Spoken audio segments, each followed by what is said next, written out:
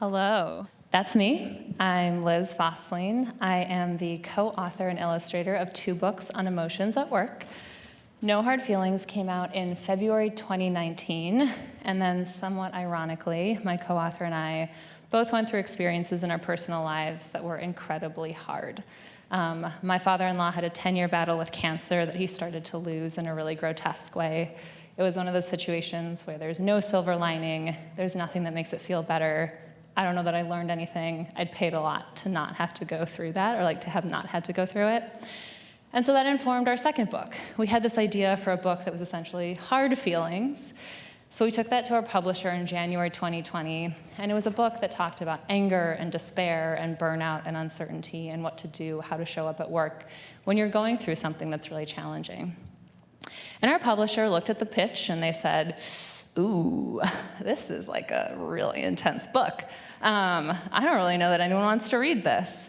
And so they passed on it, which was fine, because luckily for us, in March 2020, a pandemic hit the entire world, and everyone started to feel all these big feelings. And so a couple months after that, they came back and they were like, remember that book about really hard things? We'd love to publish it. So that's big feelings. So we essentially went from no hard feelings to hard feelings. Again, all about how we can acknowledge what we're feeling, give ourselves permission to feel that, understand where it's coming from, and figure out the best next step forward for ourselves. That brings me to my full-time job. I work at Humu as the head of content and communications, and we essentially use behavioral science to turn survey insights into action. We were co-founded by Laszlo Bock, who's the former SVP of People Operations at Google. He wrote the book Work Rules, highly recommend. He's spoken at this conference before, so I have some very big shoes to fill today that I will try to do my best. And we're also advised by some great Wharton folks, so Katie Milkman, Adam Grant, and we typically serve large organizations that have a global footprint. So we also work with all different kinds of industries, flight attendants, retail workers, people on manufacturing floors, truck drivers, and then, of course, a lot of knowledge workers. And fundamentally, what we do is we take in all this data. So we have employee engagement survey data, we have our HRIS data, our people moving around the organization. We'll talk to executives, where do you want your company to be in a year? We'll ask individuals, what do you want to work on? What does your manager need to work on? Then we also look at academic research, we look at behavioral science best practices, and we also do our own proprietary research. And it's a lot. It's really chaotic, it's complex, it's hard to digest. But that's exactly what our models help us do. So using all of that for a given organization at a given time, we are able to figure out the exact scientifically backed steps an individual should take to achieve their personal goals that then ladder up to the organization's goals. And the reason why I joined Humu, so I often do manager and leadership development, the reason that it made me so excited is that I often see 2 issues in the workplace. And the first is this one, suspense. The first is people who have really good intentions but aren't doing anything. And it's usually because they don't know what to do, or they have so much stuff going on that something pretty important actually gets deprioritized. And so if you hear, as a manager, please help your team feel belonging, that's really hard to turn into a specific action in a meeting at 9 a.m. on Tuesday. I don't really know exactly what I'm supposed to do, and so it's easier for me to just get to the tasks, like the million other things on my to-do list. The other thing I see is a ton of action, right? So people throwing stuff at their teams. So there's ebooks and learnings and checklists and e-learnings and workshops and trainings and do this, do that. And that's also really well-meaning, but it's often not cohesive, it's often way too much, and you burn people out, and you actually never achieve the goal of building a more inclusive team, creating belonging for people. And so what Humu does is we combine intention with action. And so what's really nice about that is it's a huge relief. It's just do this one thing, and you'll actually be moving towards your goals, and then you don't need to remember it. So today, I'm going to talk about some of the proprietary research that my team has done. A lot of it was led by a senior data scientist named Dr. Sarah Gottlieb-Cohen. And then I'm also going to go into, spoiler alert, there's a lot of uncertainty, how we might take some of that research and translate it into these science-backed steps. So the current climate, I actually want to sort of turn this question back to all of you, which is if I asked you in one word, how do you think employees are currently feeling? What would you say? One word. bad, concerned, disengaged, lost, anything else? Worried. Okay, great, amazing. People are miserable. So all kidding aside, it's a really, really rough time, right? We've gone through 3 years of this collective pandemic experience all around the world. The advances that are coming out in AI are, I don't know, terrifying to me. I've never been less certain about what the future of work looks like. There's also just general burnout. Someone said we're living in a perma-crisis, like every news story feels really overwhelming. And so this is showing up in every single conversation that we have at Humu, that I have with leaders. And I also actually wanted to take a moment for this group. I see this so much within human resources departments. People who are in charge of DE&I initiatives, people whose job is to care for others, because they have been going through the exact same things. And it's a lot of emotional labor to have to help people figure out how to struggle through this when you are struggling through it yourself. And so all that is to say, like, if you've been feeling rough lately, that is very normal. There's a lot of stimuli that might make you feel that way, and you are definitely not alone. And I bring this up to kind of put into perspective some of the results that my team found. And so on your best day, so that might not be in the current environment, but on your best day, you get a stressful email, you're put on a stressful work project, and it's actually kind of okay. You can figure out how to fit it in, you're a boss, you can handle it. But when you're really, really stressed out, even the smallest thing can be a tipping point. So many years ago, I actually didn't even realize I was burnt out, but my husband in passing said, hey, can you send me a Google Calendar invite for a dinner we're going to this weekend? And this is something we do for each other all the time. It takes 30 seconds. So he asked me this, and I was sitting at my computer, and I burst into tears. I just started sobbing uncontrollably. And he was taken aback, and I was taken aback. And I was just like, oh my God, I need a break. It was just this idea of like this one tiny thing that I had to jam into my brain on top of everything else, and that was it. Like, I just needed a break. And so what my team wanted to know is, can we start to quantify that sort of like Tetris mess? So what is actually happening in the workplace right now? So all the research I'm gonna walk through, we did in the last 3 to 6 months. We looked at 80,000 employees, we looked at 5,000 managers, and 400 human resources leaders. And this is a mix of customer data and then also surveys that we ran from external employees.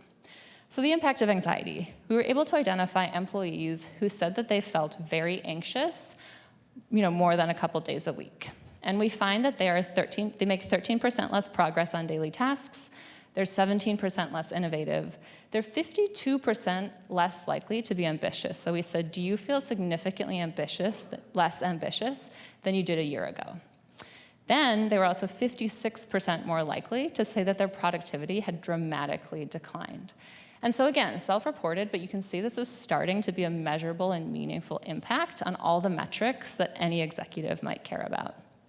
Our next question was, what's driving this anxiety, right? There's so much going on. I just listed a ton of stuff. We've heard about a lot today. And so what are the drivers of anxiety? Whenever it comes to emotions, it's so valuable to pinpoint exactly where that emotion is coming from so that you can take the right action to address it. So kind of a fun example that I often give here is like, I'm a bad sleeper. And so if there's like a noise, like a ringing noise in my bedroom and I can't sleep because of it, my friends are gonna notice that I'm showing up disheveled and depressed and in a bad mood. And they might be like, oh, Liz is going through a hard time. Let's bake her brownies, or let's get her tickets to a Taylor Swift concert. And that's amazing, I love that. But it's not actually addressing the root of my problem, which is that I can't sleep because of this noise. And now I'm more stressed because I'm like, I need to like smile because of these brownies, and I need to sleep so I can go to this concert. And so I actually feel worse because they didn't figure out, like, love my friends, I didn't articulate what the actual problem was and why I was anxious. So crucial to figure that out. So we gave people a list of like 10 to 12 items, just everything that we've been talking about today, that we've been hearing from executives, and we said, which of these causes the most concern for you in your day-to-day work? Number 3 was leadership changes. Makes sense, there's a lot of reorgs, there's a lot of stress that comes with that. Number 2 is layoffs. So this was interesting to me because I had assumed, my hypothesis is that layoffs was going to be the number 1 cause for concern, right? It's really stressful to lose your job. It's really stressful to watch other people lose their jobs. But the number 1 cause for concern, far and away, was actually a lack of direction. Feeling like there was not structure at work, there were not clear goals. And so you can already start to think, yeah, if we know that, there are things that managers and leaders can do to alleviate those concerns. The third question we set out to answer was, this comes up, I would say, sometimes explicitly, but often implicitly, where there seem to be 2 camps. So when there's a lot of uncertainty, when people aren't feeling great, the question is, should you be over here, kind of hitting the brakes and say, slow everything down, because we need to stop and support people and invest in empathy, and we just won't worry about goals that much? Or you could be a leader that's over here, and you're like hitting the gas, and you're saying, we need more KPIs, we need performance. The only way to save jobs is to be productive, like go, go, go, go, go. We're really gonna try to get as much as we can out of our people. And what our research shows over and over is that it's a false dichotomy. So investing in empathy is investing in performance. Your people are not going to perform if they're terrified, if they're scared, if they're anxious. You're just never going to get them to go, go, go. And so one of the research that we did, or one of the studies we did to show this, was we looked at employee engagement survey data from, again, 80,000 employees. And in those engagement surveys, we asked people, what is one thing that your manager does that differentiates them from other managers? And we also looked at top performing managers. So these were managers that are rated as highly effective by the people around them, and that also have high performing teams. And what we found is that there are a couple phrases, like not even words, actual phrases that came up over and over and over again when people described top managers. And those were, makes me feel valued, genuinely cares about others, takes the time to get to know me, and makes me feel comfortable. And this is all about how the manager makes those people feel. And I'm sure those managers, had structure, were outlining clear roles and responsibilities, but that is not the one thing that employees pointed to when asked to differentiate why their manager was so good. And if I were to ask you, if you were to think about the leader that you would follow to any organization, that leader probably did these things. I'm sure they were good at their jobs, and I'm sure they invested in you, but it's probably also because you felt like you had some kind of human connection with them. Okay, so that was the research. So I gave you this, a lot of charts and stats and numbers and hopefully a funny anecdote or two, but I promised you this, which brings me to nudges. So nudges are tiny interventions that offer you a way to make a good choice without taking away any other choices. And what's really nice about nudges is that, especially when there's a lot of uncertainty, there's a lot going on, it can be really overwhelming to hear something like, give everyone in a meeting a voice. Great. Now what? How do I actually implement that in this meeting? And the nudge will say, in your next meeting, instead of asking the group a question, split them into duos and then have each duo share out. Because it's much easier for everyone to participate in a one-on-one conversation than it is for someone to kind of gather the courage, especially if they're an introvert, to speak up and over all of the extroverts babbling away. So how do we figure out what nudges to send people? This is where the behavioral science piece really comes into play. So we have this driver framework. We've identified dozens and dozens of drivers, which are essentially groups of behaviors that we know are the building blocks of successful organizations.